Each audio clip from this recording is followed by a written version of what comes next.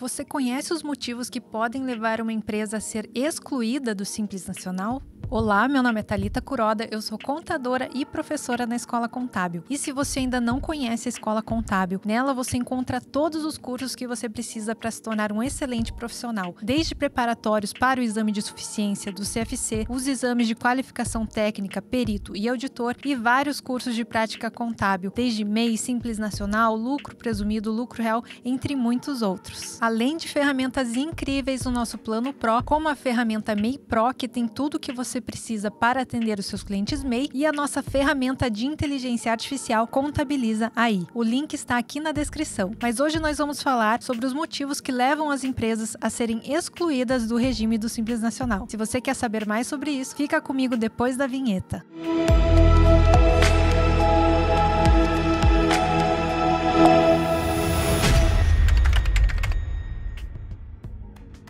A exclusão do Simples Nacional pode acontecer de ofício por alguma das autoridades competentes ou por comunicação da própria empresa. Quando ela ocorre de ofício, pode ser pela Receita Federal, pelas Secretarias de Fazenda, de Tributação ou de Finanças dos estados ou do DF, ou ainda pelo município, quando se tratar de serviços da sua competência tributária. E o termo de exclusão será feito por aquele ente federado que iniciou o processo da exclusão. A outra hipótese é quando ocorre por comunicação da própria empresa.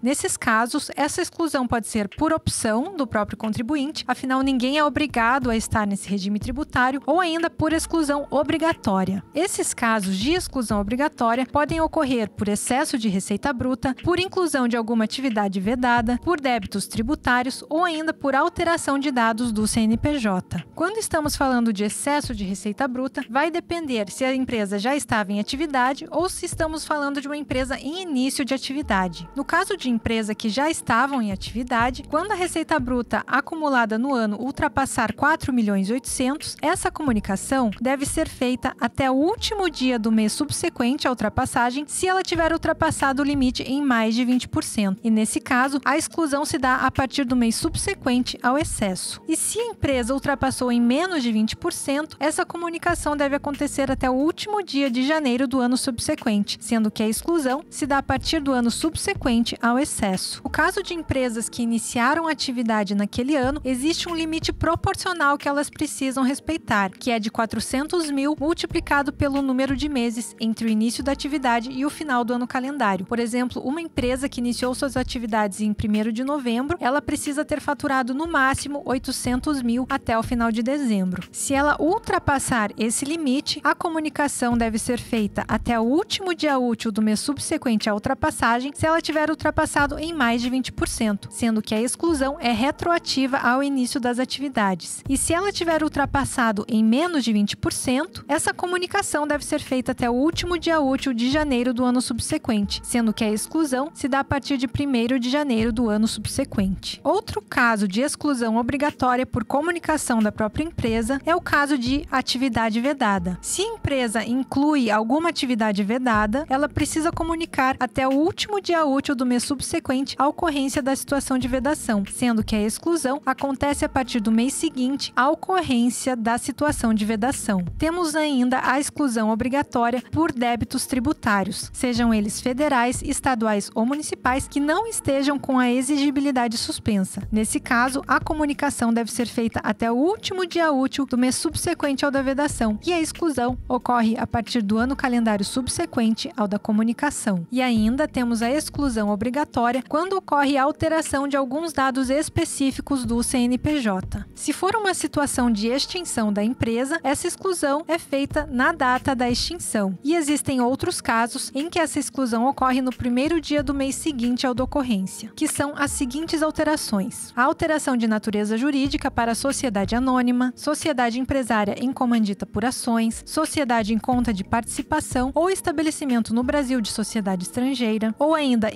inclusão de atividade econômica vedada, a opção pelo Simples, quando há a inclusão de sócio pessoa jurídica, de sócio domiciliado no exterior ou ainda quando ocorre a cisão parcial da empresa. A solicitação da exclusão do Simples Nacional pode ser feita pelo portal do Simples Nacional ou pelo ECAC. Pelo portal do Simples Nacional, basta você procurar aqui a opção de comunicação de exclusão do Simples Nacional, acessar com código de acesso ou certificado digital e fazer a comunicação. Existem também algumas obrigações que a empresa precisa cumprir no ano calendário da exclusão. Ela precisa estar em dia com o pagamento dos tributos devidos enquanto ela estava no Simples Nacional, precisa apresentar a DEFIS do período enquanto ela estava nesse regime e também precisa ter cumprido as demais obrigações acessórias. Após a exclusão, essa empresa ela passará a cumprir as obrigações principais e acessórias das pessoas jurídicas em geral, que é a apuração e recolhimento do imposto de renda pessoa jurídica, CSLL, PIS, COFINS, etc. E também ela vai precisar enviar as obrigações acessórias, como a ECD, que é a escrituração contábil digital, quando ela for obrigada, a ECF, que é a escrituração contábil fiscal, EFD contribuições, EFD Reinf, DIRF, entre outras que forem aplicáveis àquela empresa. E você, já conhecia todas essas hipóteses de exclusão do Simples Nacional? Me conta aqui nos comentários. E eu te convido novamente a conhecer a Escola Contábil, onde você encontra diversos cursos de Simples Nacional, desde apuração de tributos, recuperação de créditos tributários, além de cursos dos outros regimes também, como lucro presumido, lucro real, MEI e vários outros cursos de prática contábil. Eu espero que você tenha gostado desse conteúdo, que tenha sido muito útil para você. Um grande abraço e até o próximo vídeo.